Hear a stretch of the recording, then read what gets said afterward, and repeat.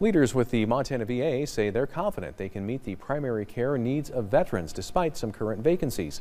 MTN's Jonathan Ambarian takes a closer look at the agency's current staffing situation. Montana VA leaders say they've received a number of questions about vacancies among their primary care providers. There is a nationwide shortage of primary care providers, and being in a rural state like Montana, that can be more significant. They say they aren't at full staffing levels, but they are still able to provide the services veterans need.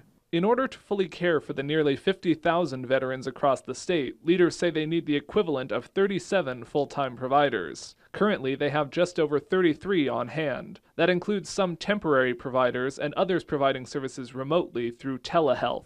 At Fort Harrison, the VA wants to have 6 full-time care providers. They currently have 3, plus 1 temporary provider and 2 working part-time. They say some have recently retired or been reassigned, but replacements will soon start work. We've got about a 2-month period where a couple of people are having changes in their work tour or retiring, and that could be perceived as being, like, oh my goodness, there are 2 or 3 people leaving at the same time. Leaders say 8 providers plan to leave or reduce their hours, but 10 more are scheduled to join by May. They say they're confident the staffing situation will continue to improve. I just want to reassure our veterans that we're here, we're not going anywhere, we're doing a good job, and that there isn't a shortage and there isn't any reason to be fearful that their care won't continue as it has been. Jonathan Ambarian, MTN News, Helena.